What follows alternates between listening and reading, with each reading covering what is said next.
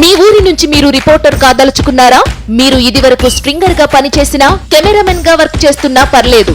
Freelancer గా పనిచేసే chance. రాజకీయాల నుంచి సినిమాల దాకా, లైఫ్ స్టైల్ నుంచి పర్యాటకం వరకు ఎక్కడి నుంచైనా ఏ వార్త అయినా సరే కవర్ చేయవచ్చు. వార్త కొట్టు, క్యాష్ పట్టు.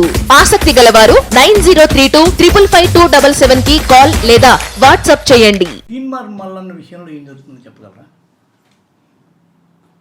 తీన్మార్ మల్లన్న కూడా ప్రభుత్వానికి వ్యతిరేకమైనటువంటి వ్యక్తి.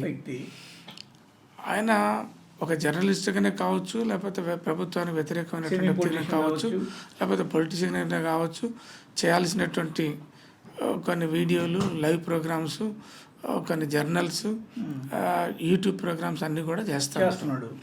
చేస్తున్నటువంటి క్రమంలో ప్రభుత్వంలో ఉండేటటువంటి అధికారులు సహజంగా ప్రభుత్వం కానీ, ప్రభుత్వ నాయకులు కానీ, ప్రజాప్రతినిధులు కానీ ప్రభుత్వాన్ని అప్రతిష్ట పాలు చేసేటటువంటి ప్రయత్నం చేస్తున్నటువంటి వాళ్ళకు ఉన్నటువంటి అభిప్రాయం.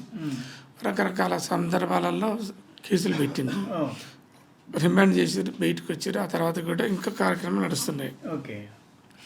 అదే క్రమంలో ఆయన మీద కొన్ని ఆరోపణలు వచ్చినాయి. మేము కేసులు కట్టామని పోలీసులు చెప్తారు. ఆయన చెప్పేటటువంటిది ఏంటి, నేను ఒక జర్నలిస్ట్గా ఉండి నేను చేయాల్సిన పనులను చేస్తున్నా, వాస్తవాలను ప్రజల దృష్టికి తీసుకుపోతుంటే ఆ మీద అక్రమ కేసులు పెట్టినని ఆయన చర్చ. ఆయన పొలిటికల్ కామెంట్లు చేస్తున్నాడు, ఆధారాలతో సహా చూపిస్తే ఎవరేమంటారు. వీళ్ళు ప్రాబ్లం ఏంటంటే లేనిపోని పేర్లు అంటగట్టడం, బాతాల పోసిట్టు అంటాడు ఎవరిని, కేసీఆర్ని పాలమల్లన్న అంటాడు, ఆలుగడ్డల సీనన్న అంటాడు, విచిత్రం కేటీఆర్కి అయితే రంకులన్నీ అంటగడతాడు. వీటన్నిటి మీద వాళ్ళు అది కరెక్ట్ అని అంటారా? ఒక జర్నలిస్ట్గా, ఒక యూట్యూబర్గానో, ఒక జర్నలిస్ట్గానో కొన్నిటి మీద మనం లైవ్ ఇచ్చేటప్పుడు కొన్ని జాగ్రత్తలు తీసుకోవాల్సినటువంటి అవసరం. ఆధారాలు లేకుండా మాట్లాడడం అనేటటువంటి చట్ట వ్యతిరేకం. నెంబర్ 1. అయిన దానికి కాని దానికి ప్రయోగాలు చేయటం అనేటువంటిది కూడా కరెక్ట్ కాదు. ఈ వైపున ఇతని వైపు తప్పుంది. ఒక కాయనకు బొమ్మ బరుసు 2 ఉంటాయి. బొమ్మను చూడాలి, బరుసు చూడాలి. ఒక్కవైపే ఆలోచనతోటి మనం ప్రసారాలు చేయటం అనేటువంటిది కూడా కరెక్ట్గా ఉండదు. దాంతో ఏంటంటే దానికి సంబంధించినటువంటి బాధితులు ఆటోమేటిక్ కంప్లైంట్లు ఇస్తారు. కంప్లైంట్లు ఇవ్వకపోయినా అవసరం ఉన్నటువంటి వ్యక్తులు పిలిపించుకొని కంప్లైంట్ ఇప్పించుకుంటారు. సహజమైంది. కంప్లైంట్లు లేకపోయినా ఇవ్వకపోయినా సంబంధిత వ్యక్తులు పిలిపించుకుంటారు, కంప్లైంట్ తీసుకుంటారు, కేసులు కడతారు. చేయాల్సిన దానికంటే ఎక్కువ చేస్తారు. తప్పండి. జర్నలిస్ట్గా నోటికి వచ్చేటటువంటి ప్రతి మాటను మాట్లాడకూడదు. కానీ జాగ్రత్త. మొన్న ఈ మధ్య ఎవరో అతని పేరెందుకులో కానీ కవిత ఇంట్లో రేపులు వరుసగా జరుగుతున్నాయని అంట. అలాంటి కామెంట్ చేసే వాళ్ళు మాత్రం ఒక ప్రభుత్వ ప్రజాప్రతినిధులుగా ఉన్నటువంటి వ్యక్తుల మీద అట్లాంటి ఆరోపణలు చేసినప్పుడు సహజంగా అవి పార్టీ పంచాయతీలు పోయి వ్యక్తిగతమైనటువంటి పంచాయతీలకు దారితీస్తాయి. ఎక్కడొక్కడ వాటి మీద చర్య ప్రతిచర్య. ఒకటి చర్య జరిగింది, దానికి ప్రతిచర్య ఆటోమేటిక్గా ఉంటుంది. ఆయన చర్య చేస్తుండు, సైమల్టేనియస్గా అవతల వైపు నుంచి ప్రతిచర్యలు వస్తాయి. పీడీ యాక్ట్ పెట్టి ఏడాది పాటు రానికుండా చేస్తారు అన్న ఒక ధోరణిలో కూడా కొన్ని కామెంట్లు ఇచ్చినాయి. పీడీ యాక్ట్ పెట్టడానికి కావాల్సినటువంటి గ్రౌండ్స్ లేవండి.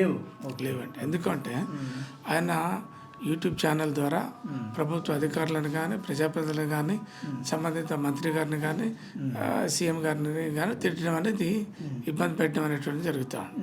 అప్రతిష్ట పాలు చేసేటటువంటి కార్యక్రమాలు జరుగుతున్నాయి. దీనిలో శాంతి భద్రత ప్రాబ్లం ఉంది కదా, ఇవన్నీ నిజమని నమ్మి కొందరు రెచ్చిపోతే. అంటే ఇప్పుడు PD act, prevention of detention act, దాన్ని పెట్టాలన్నప్పుడు దానికి కొన్ని ల్యాండ్ గ్రాబర్స్, తర్వాత అడల్టర్స్, లేకపోతే డ్రగ్ మాఫియా, లేకపోతే షీట్స్ మాఫియా, లేకపోతే ఫిసైడ్స్ మాఫియా, లేకపోతే ప్రమాదకరమైనటువంటి సమాజానికి ప్రమాదకరమైనటువంటి రేపులు చేయటం, మర్డర్లు చేయటం, లేకపోతే ఇట్లాంటి చట్ట వ్యతిరేక సమాజానికి రాదండి. చట్ట వ్యతిరేకమైనటువంటి పనులు చేయటం, అది కూడా హ్యాబిచువల్గా చేయటం. అట్లాంటి వ్యక్తులు బయట అలవాట్లు హ్యాబిచువల్ అంటారు, హ్యాబిచువల్గా చేయటం. ఇట్లాంటివన్నీ చేసినప్పుడు వాటన్నిటి కూడా ఐపీసీ సెక్షన్స్ ఉన్నాయి. వాటితో పాటు ప్రజాశాంతికి భంగం కలిగేటటువంటి పద్ధతులలో వ్యవహరించినప్పుడు, అంటే రాష్ట్రం తలుచుకుంటే మానవ ఖైదు అనే సాధ్యమే అన్నది కొందరు అంటారు. చేయొచ్చు అండి.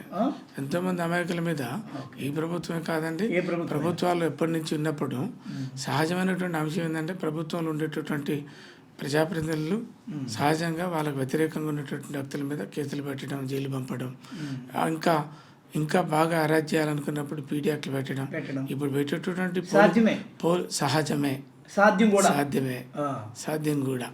ఇప్పటి వరకు సుమారు 4,500,000 పీడీ యాక్ట్ కేసులు పెట్టింది. దాంట్లో majority of the cases fake cases కూడా ఉన్నాయి. ప్రభుత్వానికి వ్యతిరేకంగా మాట్లాడిన వాళ్ళు, లేకపోతే ఇబ్బందులు పెట్టిన వాళ్ళు, అట్లాంటి వాళ్ళు ఉన్నారు, చాలా మంది ఉన్నారు. హాయ్ ఫ్రెండ్స్, మా టుడే టుమారో యూట్యూబ్ ఛానల్ చూస్తున్నందుకు చాలా థ్యాంక్స్. మరిన్ని లేటెస్ట్ వీడియోస్ కోసం వెంటనే సబ్స్క్రైబ్ చేయండి. అలాగే ఈ బెల్ ని కూడా రింగ్ చేసేయండి. మా నోటిఫికేషన్స్ అన్ని మీ మొబైల్లో వస్తాయి. అలాగే మా వీడియోస్ మీకు నచ్చితే లైక్ చేయండి, షేర్ చేయండి, నచ్చకపోతే కామెంట్ చేయండి.